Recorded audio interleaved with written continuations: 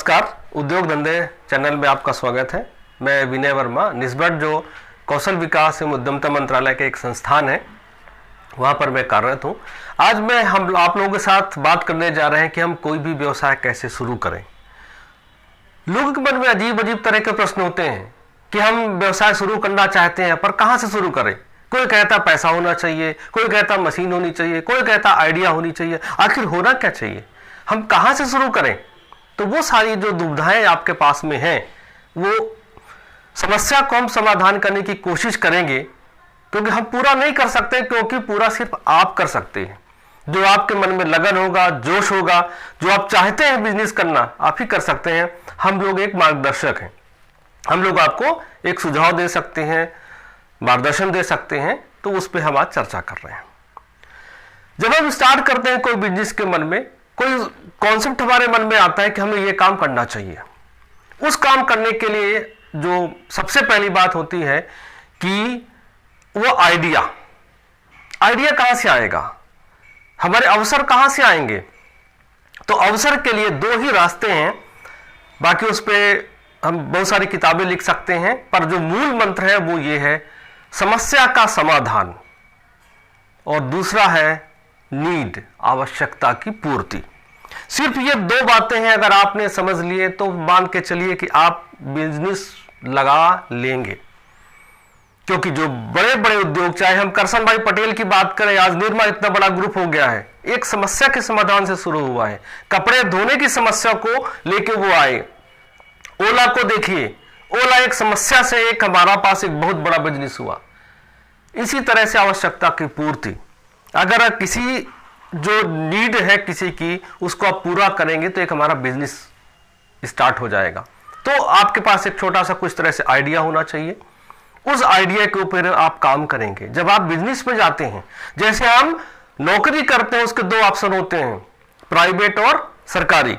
इसी तरह से अगर हम अपना बिजनेस करते हैं तो उसके तीन ऑप्शन होते हैं। या तो आप मैन्युफैक्चरिंग, निर्माण, कोई सी वस्तु को बनाएंगे, छोटी से लेकर बड़ी चीज, तो कुछ भी हो सकता है जो आप अपनी आंखों के सामने देख रहे हैं, चाहे वो फर्नीचर हो, स्टील हो, खाना हो, कुछ भी आप बना सकते हैं, वो निर्माण क्षेत्र कहलाता है। दूसरा हमारा होता है व्यवसाय क्षेत्र, जहां पर किसी वस्तु का निर्माण नहीं किया जाता, वो वस्तु को बेचा जाता है, सेल किया जाता है, दुकान है, मतलब मैन्युफैक्चरर बना रहा है, कस्टमर तक दुकानदार पहुंचा रहा है। जितनी भी दुकानें हमारे व्यवसाय क्षेत्र में आती हैं। तीसरा होता है हमारा सेवा क्षेत्र, सर्विस सेक्टर जिसको बोलते हैं। सर्विस सेक्टर से बहुत लोग कंफ्यूज हो जाते हैं कि हम कोई सेवा कर रहे हैं, कोई एनजीओ चला रहे, नहीं, कोई सर्विस नहीं है। सर्विस सेक्टर में तो होगा ऐसा बिजनेस जहां पर ना सामान बनाया जाता और ना ही सामान बेचा जाता। आप सोचेंगे यार ऐसा कौन सा बिजनेस, ना सामान बनाया जाता ना बेचा जाता है। सबसे अच्छा उदाहरण आपका टेंट हाउस, सबसे अच्छा उदाहरण आपका ब्यूटी पार्लर। ऐसे बिजनेस, होटल्स, ऐसे जहां पर हम किसी वस्तु को एक सर्विस देते हैं। जितने भी रिपेयरिंग सेंटर, चाहे इंसान की रिपेयरिंग हो, चाहे मोबाइल की रिपेयरिंग हो, जहां पे रिपेयरिंग है वो सारे के सारे बिजनेस हमारे किस में आएंगे, सर्विस सेक्टर पे आएंगे। तो ये आपको डिसीजन लेना होगा कि हम किस में जाएं, सर्विस सेक्टर, मैन्युफैक्चरिंग, ट्रेडिंग। क्यों इसलिए जरूरी है, क्योंकि इन्हीं के बेस पे सभी योजनाएं बनाई जाती है भारत सरकार या मध्य प्रदेश सरकार या और किसी सरकार के द्वारा। सब्सिडी जो मिलती है इन्हीं को ध्यान में रख के मिलती है। जैसे मान लीजिए PMEGP, prime minister employment generation programme, वहां पर व्यवसाय का कोई कॉन्सेप्ट ही नहीं है, या तो मैन्युफैक्चरिंग में जाना है या तो सर्विस सेक्टर में जाना है। आपको डिसाइड करना होगा कि आप किस में जा रहे हैं। फिर इसके बाद बात आती है कि अब चूंकि इतना बड़ा संसार है, ग्लोबलाइजेशन है, सब कुछ है, और हमारा लोकल फॉर वोकल भी है, तो आप किस में जाएंगे। अब उसमें देखिए कि आप नेचुरल बेस पे जा सकते हैं, फॉरेस्ट बेस पे जा सकते हैं, मिनरल बेस पे जा सकते हैं, एक्सपोर्ट बेस पे जा सकते हैं। ठीक है, कहीं की डेमोग्राफी चेंज हो रही है या तुरंत कुछ आवश्यकता हो गई। अब जैसे पेंडेमिक, यहां पर सैनिटाइजर और मास्क जरूरत हुई और बिजनेस हुआ।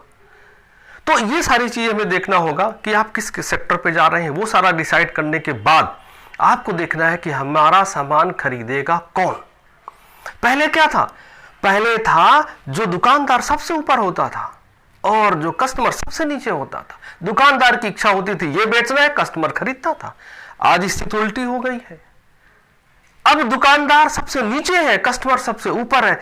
जो कस्टमर को चाहिए अगर आप वो नहीं दे रहे हैं तो आप फेल हो जाएंगे, आपका बिजनेस सिक हो जाएगा, आपका बिजनेस बंद हो जाएगा। आपको ये देखना है कि कस्टमर को क्या चाहिए, हमें वही प्रोवाइड करना होगा। तो आपको समझना होगा कि जो बिजनेस हम करने जा रहे हैं, कस्टमर का बिहेवियर क्या है, कस्टमर क्या चाहता है, कस्टमर किस तरह से है। कुछ चीजें और हम बताना चाहेंगे जो कहीं पर लिखा नहीं है। हमारी जो सोसाइटी है, सोसाइटी में 3 तरह के लोग होते हैं, उच्च वर्ग, मध्यम वर्ग और निम्न वर्ग। ये 3 वर्ग है जो पूरा कस्टमर है, उसमें हम आप भी शामिल हैं। ये देखिए कि जो उच्च वर्ग होता है उसके लिए आपको क्वालिटी अच्छी रखनी पड़ेगी, रेट आप कुछ भी रख दीजिए बिक जाएगा। जो लोअर वर्ग है उसके लिए आपको क्वालिटी से समझौता करिए, रेट कम होना चाहिए। जो बीच वर्ग है इसमें 2 मान लीजिए, एक इस साइड चला जाएगा और एक इस साइड चला जाएगा। आपको ये देखना है कि हमारे कस्टमर कौन होंगे। इसके अलावा बच्चों का अलग है, हाउसवाइफ का अलग है, हमारे सीनियर सिटीजन का अलग है, यंग का अलग है, टीनेजर का अलग, सबके अलग अलग प्रोडक्ट मार्केट में है।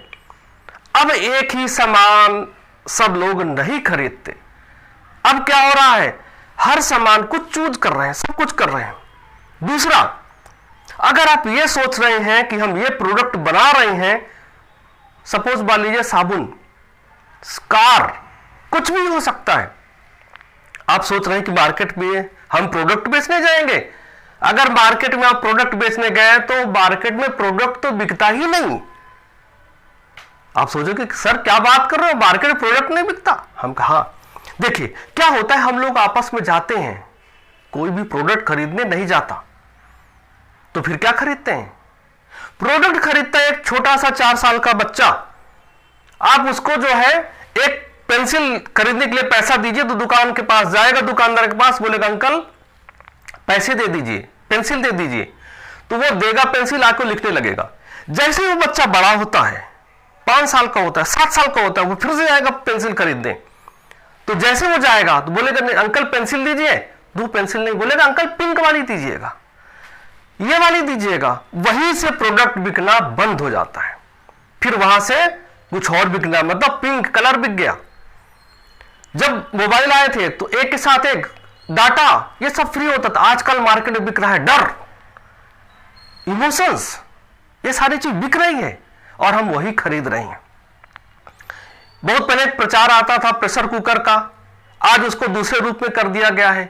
कुछ चाय की पत्तियां ऐसी मार्केट में आ रही जिसको पीने से ताजगी आती है, एनर्जी आती है। तो आज मार्केट में हेल्थ बिक रहा है, आज मार्केट में क्वालिटी बिक रही है, आज मार्केट में दर बिक रहा है।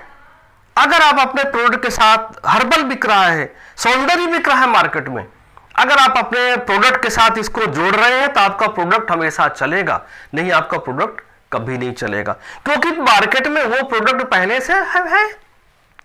आप ब्रेड बना रहे हैं, क्यों ब्रेड आपका खरीदे कोई? आप उसकी विशेषता बताएंगे कि हम ब्रेड नहीं खरीद बेच रहे हैं, हम आपको हेल्थ बेच रहे हैं, ये गेहूं से बना है, ये इससे बना है, आपको वो करना है। और जब इतना सारी तैयारी आप कर लेंगे, सब कुछ हो जाएगा। फिर आपको करना होगा मार्केट सर्वे। उद्योग धंधे चैनल में जो किस तरह से बिजनेस है उसके प्रथम जो हमारा पार्ट था उसमें हमने बात की, जिसमें हमने बात की कि आप आइडिया कहां से लाएंगे, हमारे अवसर किस तरह से आएंगे, हम क्या बिजनेस करें, हम सेवा क्षेत्र में जाए, निर्माण क्षेत्र में जाए, या हम व्यवसाय क्षेत्र में जाए। इसके बाद फिर हमने आपसे बात की कस्टमर कौन है, क्योंकि मुख्यतः जो कस्टमर है तभी खरीदेंगे, तभी हमारा सामान बिकेगा। कस्टमर हमारे कौन से होते हैं, हम कस्टमर को कैसे पहचाने, ये सारी चीजें हम आपसे इस पाठ में बात की। वीडियो आपको अच्छा लगा होगा, और अगर अच्छा लगा है तो इसको आप सब्सक्राइब करें, उद्योग धंधे चैनल को आगे बढ़ाएं, और जल्दी हमारा इसका दूसरा पार्ट आएगा। जय उद्यमी, जय भारत।